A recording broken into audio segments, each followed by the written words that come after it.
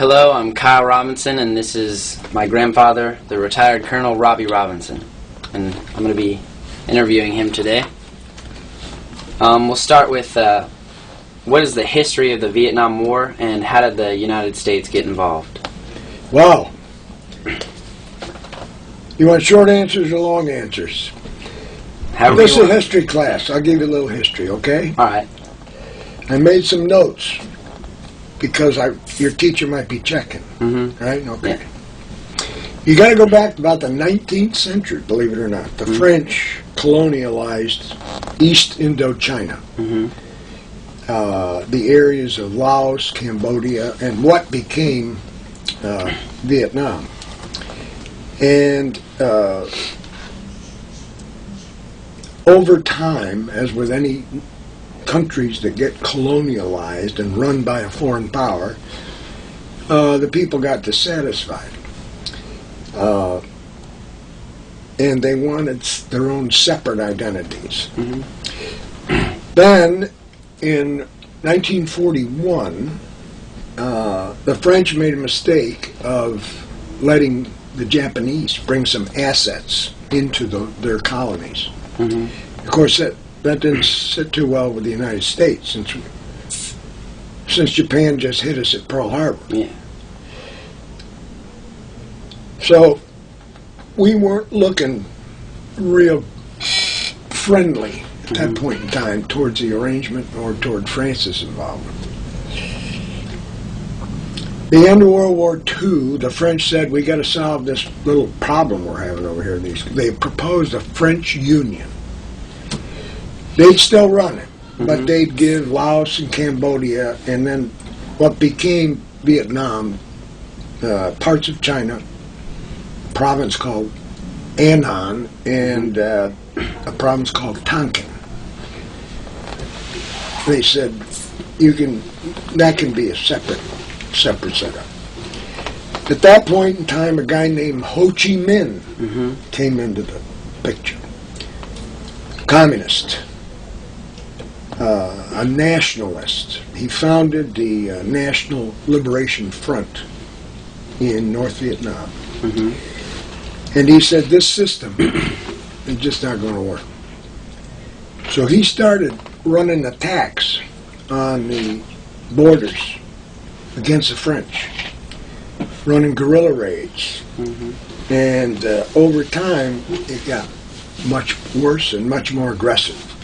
By about 1951, it was just about impossible for the French to deal with.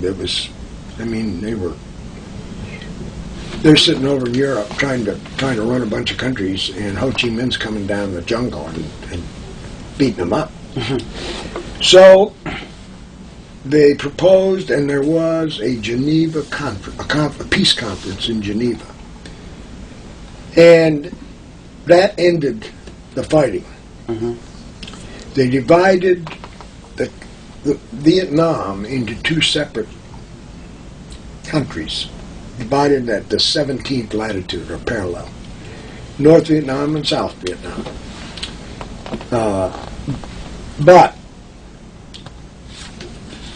Ho Chi Minh continued to say, I want the whole country. Mm-hmm. And he's communist. You got to remember, this is some of the background here is we're right in the middle of the Cold War heating up. Yeah. Over in Europe, the Soviet Union communist bloc is overrunning Hungary and Czechoslovakia and annexing countries and putting up the Iron Curtain. Yeah. Blockading Berlin. Yeah. So the U.S. has got all this in mind. Now we got China helping Ho Chi Minh. Yeah. And we're looking at the same thing happening over in the Far East. So the U.S. is getting a little uptight. Plus, we had interests over there too, particularly the Philippines, who are a protectorate of ours. Mm-hmm. And so we were concerned about that. We're now talking up to about 1961. President Kennedy's elected. Mm-hmm. And he says we better do something because he's getting some pressure. And so he said, well, we'll send some advisors, we'll send we'll send some equipment, and we'll send some money. Didn't work. Ho Chi Minh just kept conducting raids, and it was getting messier. Meanwhile, Cuba's going on. You know, Cuba heats up, 63. So the U.S. is getting itchier and itchier and itchier. 1964, there was a reported incident in the Gulf of Tonkin where a United States destroyer, Navy destroyer, was attacked. And on August the 4th, another U.S. destroyer was attacked, or U.S. ship, the Ticonderoga, was attacked in the Gulf of Tonkin. There is still debate as to whether or not we simply used that as an excuse to get into the war. Whether the politicians and the president said, okay, here's our chance to go over and spank the communists. In any event, there was a lot of debate going on in 1965, back and forth, back and forth, back and forth. What to do? Congress never gave a formal declaration of war. However, they did provide to the president a permission to take all necessary efforts, and so the president went with that, and it started to snowball from there.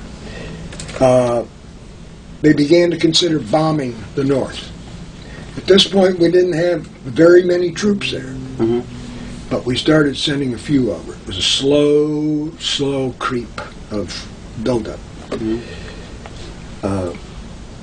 They did fly some missions in 1965, and the first Air Force guy, well, actually he was Navy. He was airman, but he was Navy. Lieutenant Alvarez was shot down and became the first prisoner of war in the Vietnam War, and stayed there for 8 years until they were released. 65 to 67 got worse. More raids. We're getting beat. We're getting beat. They're coming down the jungles. We don't understand their country. We don't understand their warfare. And we're getting beat. And there's a lot of pressure back home on now President Johnson, after President Kennedy was assassinated. Johnson's got the baby in his lap. He keeps getting pressure from the peace side of the United States to get out. He keeps getting pressure from the other side of the United States to go settle this matter. And he's juggling balls as a typical politician. So, in 1968, there was what was known as the Tet Offensive. The North Vietnamese came down and wreaked havoc on the South. We finally beat them back, but it got bad press in the States. That was when Johnson said, I've had enough. I'm not going to seek re-election.